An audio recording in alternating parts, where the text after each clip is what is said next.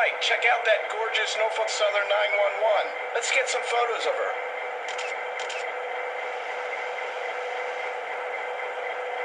Hey, isn't that Wick Mormon, Norfolk Southern's chairman? Let's go over and say hi.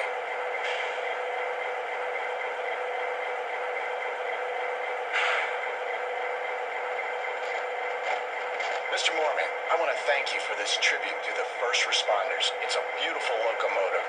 Sure, that's a beautiful paint scheme. It really honors our first responders. And I wanted to thank you for all you've done with the NS Heritage Program. Listen, no thanks are required. All of us at Norfolk Southern want to show our hard-working first responders all across our service region and the country that their dedication is much appreciated. Thanks again, Mr. Mormon. Hey, Mike, let's go get some more photos.